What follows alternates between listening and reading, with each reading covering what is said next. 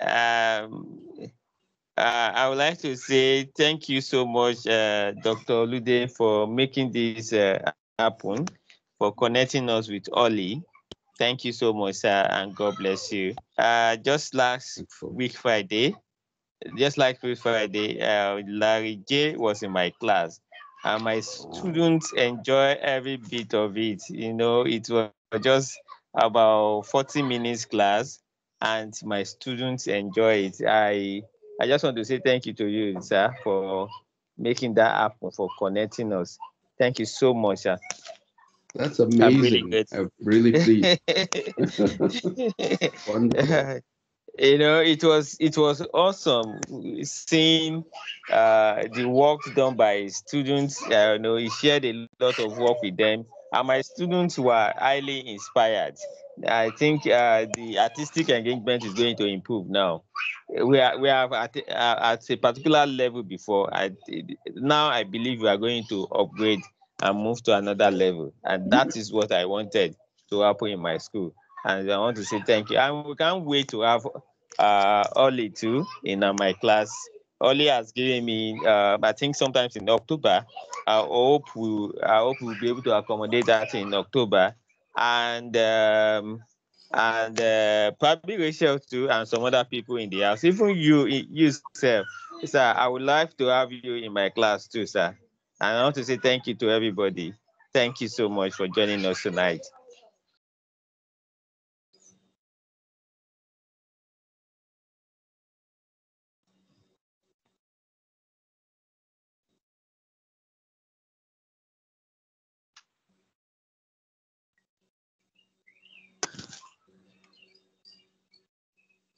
Hello, Ali, I'm going to stop sharing my screen now, so Oh, that okay. you'll be able to share your screen.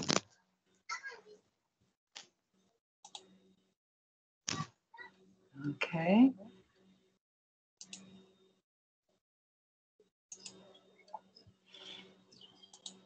Let's see. Um,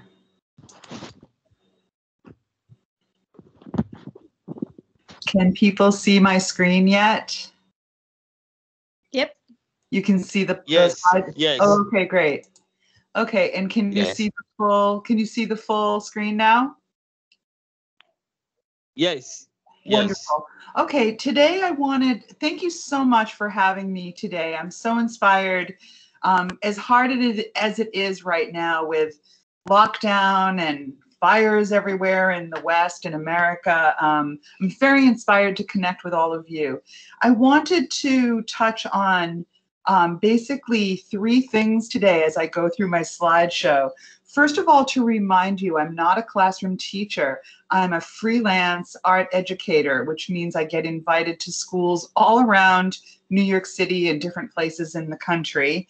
And so I'm always sourcing material and being very innovative, like an artist, finding things that are just being thrown away sometimes when you don't have a budget. So sourcing material.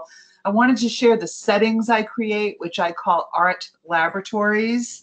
I wanted to share how I trained young students from very, very young to high school to become the teachers, to engage in peer-to-peer learning. And I wanted to share some display and exhibit ideas under the big idea of making our process visible. And I think this will touch upon some of the curriculum integration that one of the educators just mentioned. So this is a setting in which I'm meeting young people for the first time to tell them about what I do professionally.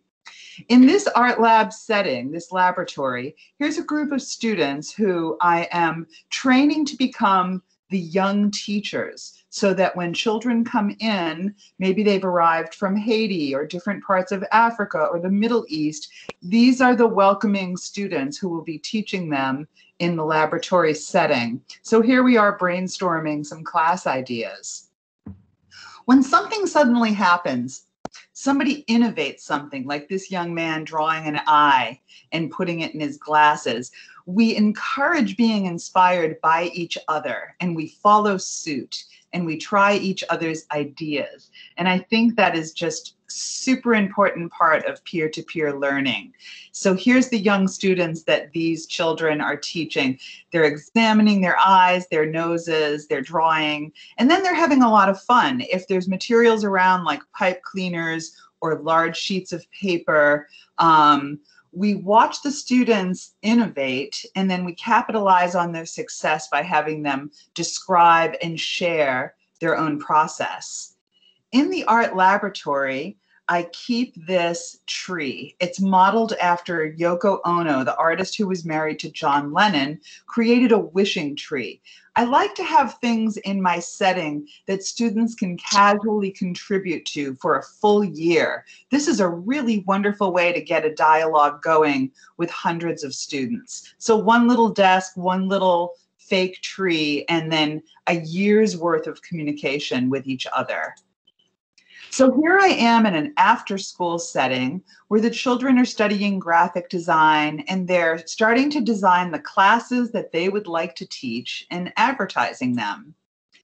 This is also after school. Whenever someone comes from out of town or from another country who's an artist, I often invite them to come and share their practice. In this case, it was an animator from Chile named Javiera Lopez, and she was doing very simple animations modeled after Edward Muybridge's famous studies of humans and animals walking and running. This is just, I'm really just going to move through images that show you, like, I found a bunch of fabric. We decided to make quilts focused on animals that were becoming extinct to raise awareness. When we get all in with groups of students in the lab, I set up tables much like Larry J did, if you see his presentation, getting groups of kids together working on art together and potentially an exhibit as well. In this case, the students were doing an exhibition about Dia de los Muertos in Mexico because we had many Mexican arrivals at this particular time in the fall. So if we do a display, this is what I call making the process visible. I very rarely put up art with no explanation, and I have the children help me to tie in the literacy within the visual art and the literacy about the historic documentation or the subject matter, so everyone can learn from it. In this case, I got a donation of these old school wooden carved block prints that were used in the 1800s to make wallpaper. And we found a giant pack of what used to be called math paper. And the children taught each other how to print. And we started creating these borders for the school's bulletin boards because the teacher buy these ready-made borders for their displays. So the children had a chance to pitch an idea that was a locally art-made border instead of something ordered from far away that probably gets thrown out.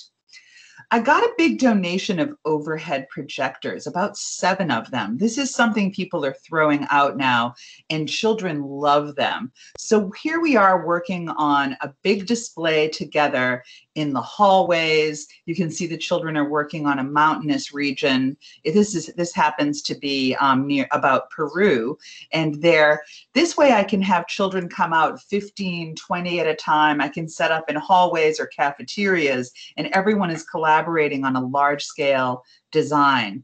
And I'm quickly forwarding to a finished part of our design, the elephants from Africa, the Peruvian landscape with the mountains. So I'm just quickly jumping to a culminating event. Here again is process. The children are at tables, they're working in teams, and they're studying countries or subject matters where they will then make a large scale display. I like this shot because you can sort of see 2 tables working on 2 different projects. This one is all cardboard. We source a lot of throw out cardboard and cut it out for sculpture. And this turned into a beautiful totem. And here you can see one of the young students. A very important part of the process is then having the children share about the art they made to parents, to other students, and to teachers. Sometimes we just make up a little gallery in the hallway or in a classroom.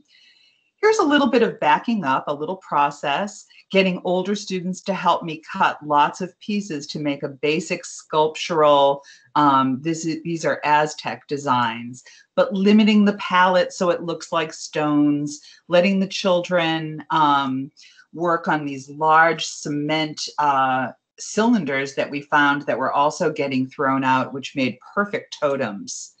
And here's just a little shot of one of the exhibits. So you can see we're always making our process visible. We're sharing something that other teachers, classroom teachers, could say, hey, we could make this more interesting by all doing the alphabet together or trying mapping in a large scale together. This part that I'm getting into now is how I extract language from children. I try to find innovative ways to hear what they're thinking about, what's important to them. So in this case, I came across some little watercolor playing cards, and I had the children write things, and I even went so far as to have them fold a piece of black paper to walk around and decide who they would share it with. And even though that seems very simple, it makes it kind of secretive and interesting and gives it a little bit of sense of importance.